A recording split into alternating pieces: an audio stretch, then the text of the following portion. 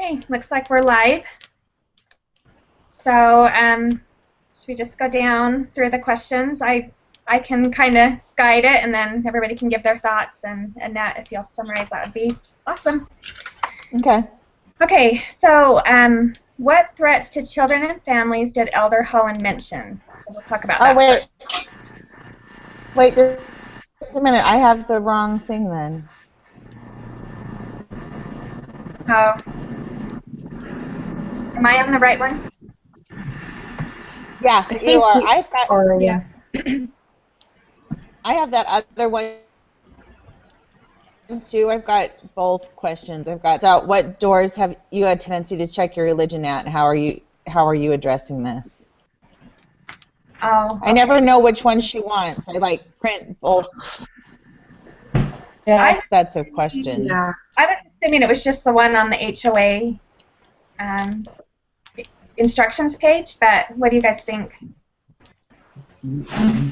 Last week was a little bit more open. I think we could have done both, but this week I was leaning more towards just the set on the HOA page. Okay, so what threats to children? Okay. Yeah. So yeah, what threats to children and families did Elder Holland mention? So I was leaning towards the line when he talked about he said he didn't talk about it, but he easily could have the sexual transgression, physical violence, pornographic addiction, and the stories that he gave. He talked about neglect and off-color remarks, judgments, things like that. Yeah. I guess I would add, I pulled out from that little example of the children where the police officer went into their home. In that case, it was drug and alcohol use, poor living conditions, and neglect. Did anybody else find anything? I think the whole checking the religion at the door also poses a threat to families and children, just because there's a lack of good influence on children these days. Everything's kind of do whatever you want, and if you don't feel like doing this, you don't have to. So I think there's a lot of threats to family and children. Is anybody else having a hard time hearing her again too? Yeah, a little bit. I caught pieces. It's a little echoey. But I know she said checking your religion at the door. Okay. Yeah. And the other thing that was just kind of briefly mentioned in there that I thought could be a threat too is moral relativism, where we all just kind of decide what we think is right and wrong and don't base it on truth. So that one too. I agree with that. The other part of that too talks about the threat that we've chosen to address. What did you guys choose for yours? Oh, are you guys a partnership? No. No. Okay. I can do mine first. I chose mental illness, and so I think it's kind of a different one because I don't know. It's not really like an addiction or anything necessarily, but it can definitely interfere with families and make it difficult to have those family relationships and I don't know how to describe it. But it definitely does interfere with family and can be detrimental to the health of a family. Mine's cohabitation, and so how there's not a a real commitment between the parents to raising a child in that environment.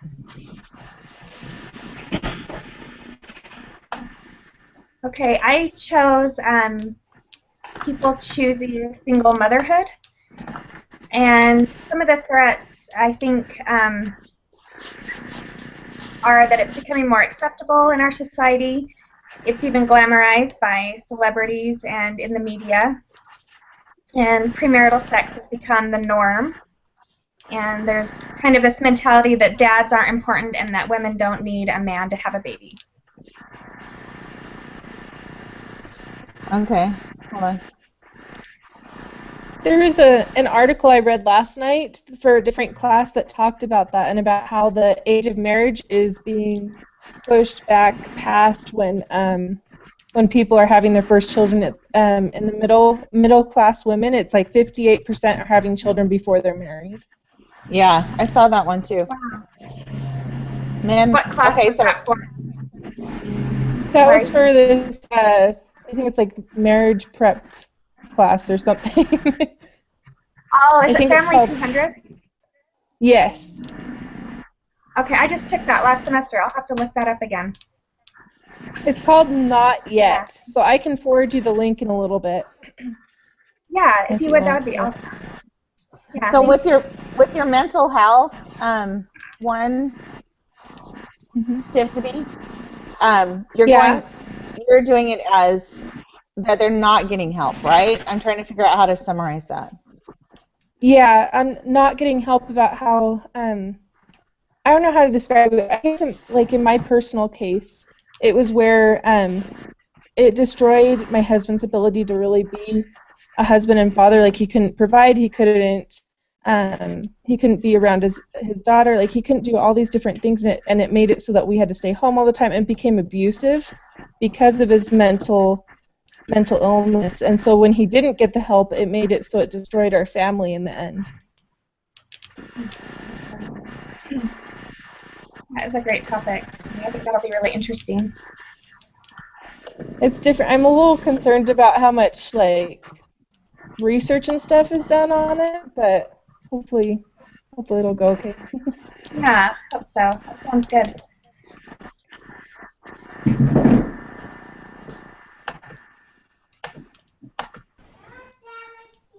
I'm typing in the chat box.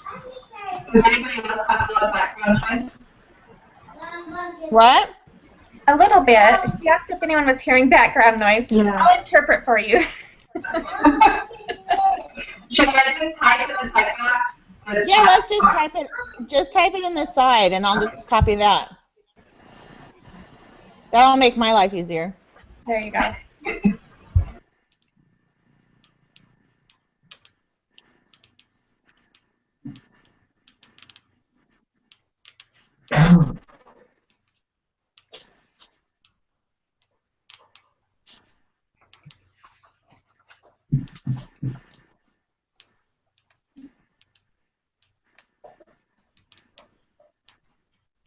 I think that's a good one. That is a good one. Wait, I can't see it. It's in the chat box there. Oh, I just closed the chat box thing. I think if you click on the top left, there's like a little like what do you call those, like dialogue boxes, and then you click on that and it should open the chat.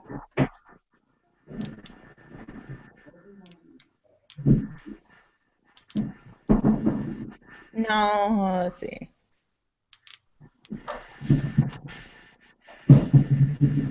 Can you just copy and paste it for me on the thing? It's not coming up.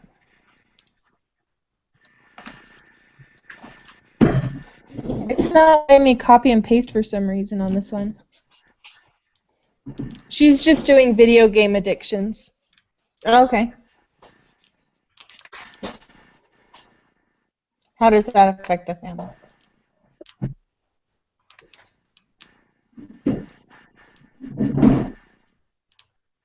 How is that a threat? Taking their focus away from... I think she's still typing. But Okay. that's what I would assume is like taking the focus away from the family and getting too into the video games and stuff. I can type or I can try to talk. If it's hard to hear, then maybe I should type. Is it easier to hear? Yes. Can anybody hear me? I can kind of hear you. It's like it's jumbled though. I hate these things. Okay, I'll type.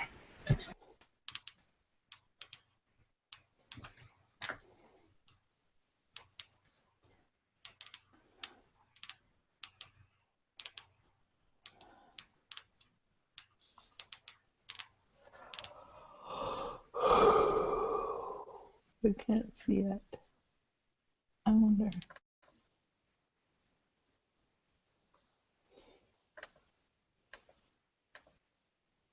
So she says there are so many ways the creators of the games can sneak in immoral values. There are games that children want to play but are rated M for slight nudity.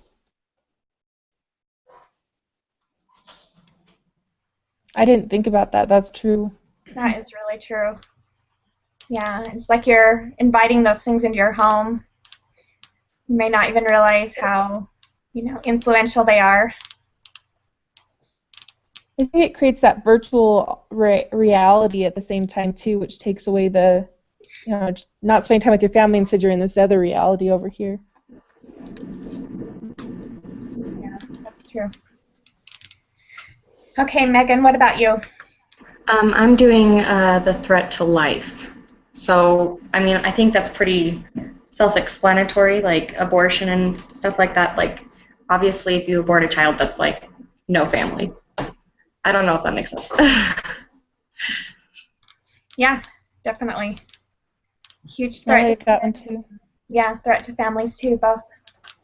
Okay. Okay, the next question is, let's see, how does Elder Holland's description of Babylon and Israel coincide with defending the doctrine of the family in these latter days? I put that we must stand where we are and fight against Babylon. He kept saying that every time that Israel would run away, and so this time we are called to stand wherever we are and defend the doctrine. That's what I put too. I liked that. Yeah, me too. We need to attack back now. And we need to actually understand the doctrine so we can be truthful about it to the other. Everybody struggles with different things, but we need to be able to be saying, okay, this is doctrine. This isn't just my ideas. This is doctrine. Yeah. Which kind of goes back to Sister Beck's talk last week. Yeah. Yeah, and I think I would just add to that. I kind of wrote down this quote, and he said that we have to be willing to fight for laws, circumstances, and environments that allow the free exercise of religion. So I think that is how we keep from fleeing from it, but build Zion where we are.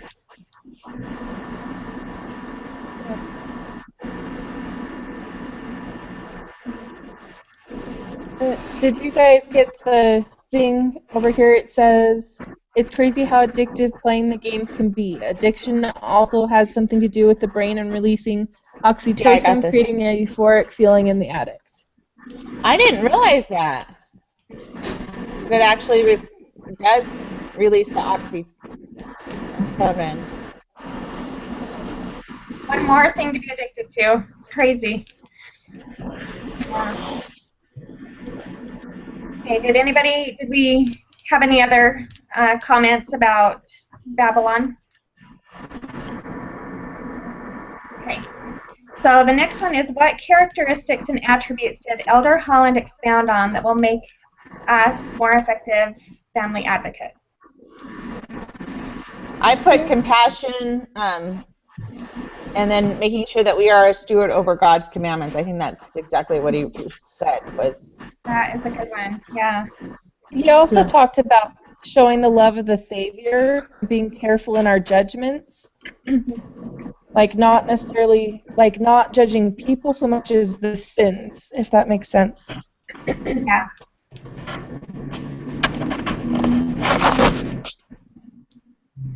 I put that one of our characteristics is that we should be someone who tries to make the situation better and not worse. That stood out to me. Yeah. So just being really careful how we respond to things.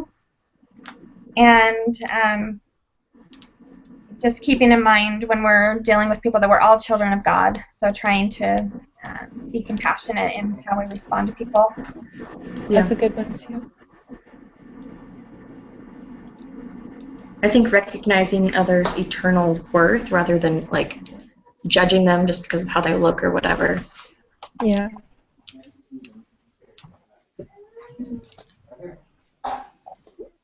Oh, Lisa said, be a missionary, hate the sin, love the sinner.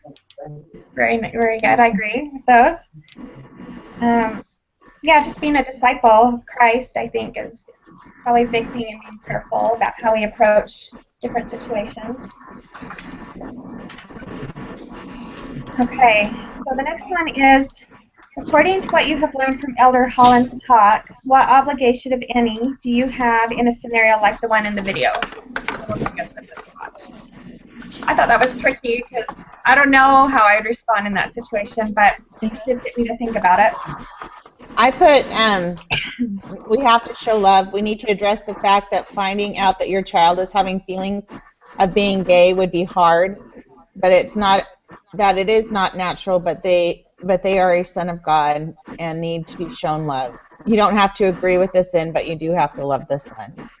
Yeah. Yeah. I put something similar. Kind of the reaction of the dad and the brother that were sitting there, I think was they kind of basically said, it's not, it is hard. It's something that's, not something that we accept, but we accept our son and our brother. You know what I mean? I think that's kind of the way, standing up for what's right, but at the same time loving the person, like you said. Compassion. I have a good friend that her son just came out that he was gay and that he has chosen to live a gay lifestyle, and how hard that's been on them, and they finally reached a point now that they can talk with their son, but they can't mention anything about gender or anything like that. Yeah, I think that's tricky. And Annette, as you were talking about that, I thought we really have to have compassion for both sides. Mm-hmm. I mean, in that video clip, it seemed like the dad wasn't handling it right, but you've got to have compassion for both, that it's not easy on either end. It isn't. So that's important to keep in mind, and not judge the dad too harshly for his response, and be compassionate to the boy who's opening up about those difficult things. So I think that's tricky. Yeah, Yeah, it is sure. definitely. So yeah, I just had kind of similar things. The one thing that really stood out to me about that is just be a source of light. And so I think just going back again to being a disciple and standing up for what we believe, but not judging people too harshly is probably one of our best options. Yeah. So, I think that kind of goes into the next question too, where it talks about what principles or attributes should Elder Holland teach that would guide your response. I think I talked about too he gave like that analogy of like the stoplight, which I kind of liked, because wasn't he basically saying that we have to try to enforce the fact that everyone should stop at a red light, but still show love and respect for those who don't sit and attack them, but stand firm in the fact that everyone should stop at a red light. If that makes sense. Is that kind of what you guys thought from that? Yeah.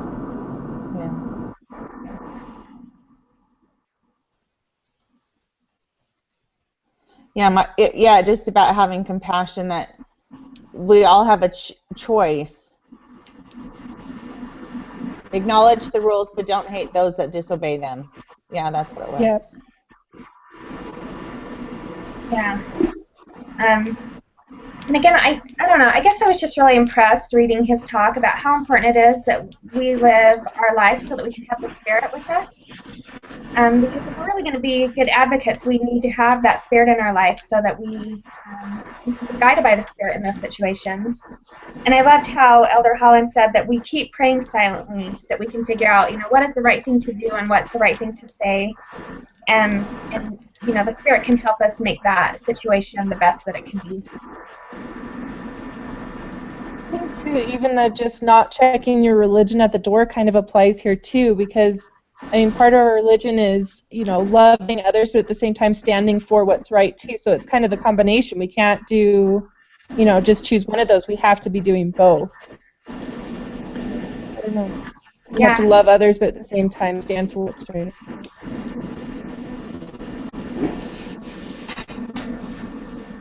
He said, looks like she typed a few things over here. Acknowledge the rules, but don't hate those that disobey them. Yeah, definitely. Good. Okay, anybody want to add anything that stood out to them this week that we haven't already talked about? This paper is tough. I am having a rough time. Oh, I'm going to start today.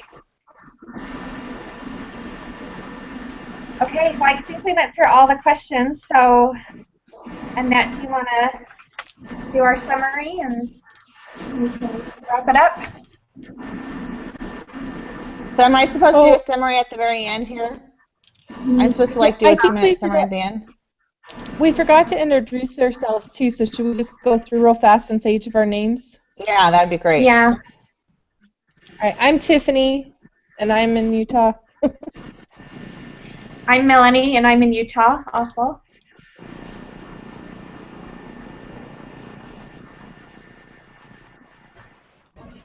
I'm Lisa. I'm in California. You can't hear me very well.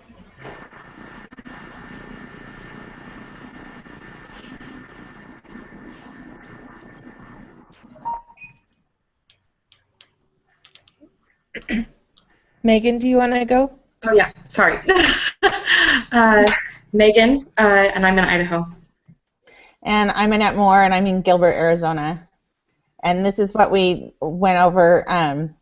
What threats to the children and families do Elder Holland mention? He said he could have gone over like sexual problems and all that kind of stuff, but he went over mainly neglect, off-color remarks, judgments, drug and alcohol abuse, checking your religion at the door, and moral relativism. How has Babylon influenced the develop of the threat of the children and family that you have chosen to address? Mine was cohabitation, so growing up in a stable home with parents that are married and committed in a union is what the ideal is, and Satan has given a counterfeit, and that cohabitation is there and there's no need for marriage. Melanie is doing single motherhood and how that men are not needed in raising children and that it's a choice that women can make now. Tiffany did mental health, and that's about people not getting help and it destroying the family in the process. Oh, excuse me. Lisa is doing video gaming addiction, and that's taking the focus away from the family. And there are so many ways that the creators of the game can sneak immoral values. There are games that children want to play but are rated M for slight nudity. Let's see here, and Megan is doing a threat to life, and that abortion actually creates no family. So, let's see. Then we have, how does Elder Holland's description of Babylon and Israel coincide with defending the doctrine of the family in the latter days? We put, we must stand where we are and fight against Babylon. There is no more running away. We must be truthful about the doctrine, but loving to all of God's children. And support supports efforts with free exercise of religion. What are some characteristics and attributes did Elder Holland expand on that will make us more effective as family advocates? Compassion, stewardship over the commandments of God, showing the love of our Savior, being careful on our judgments, not judging the person but the sin, not making the situation worse but better, and being a missionary. According to what you have learned from Elder Holland's talk, what obligation, if any, do you have in the scenario like this one in the video below? We have to show love. We need to address the fact that finding out that your child has feelings of gay would be hard, and that it is not normal, but they are a son and daughter of God and need to be shown love. You don't have to agree with the sin, but you do have to love the person. You need to be a source of light and truth. So if you were a customer in that restaurant and observed the father and son exchange, what principles or attributes did President Holland teach that should guide your response?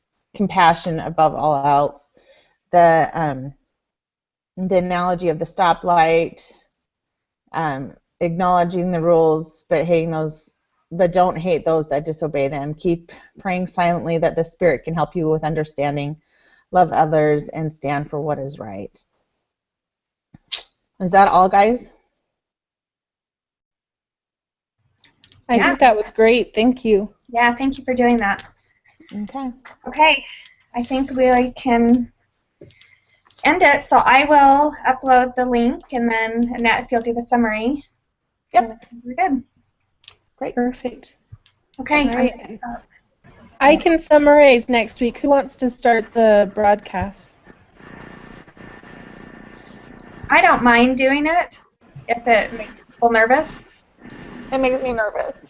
Okay.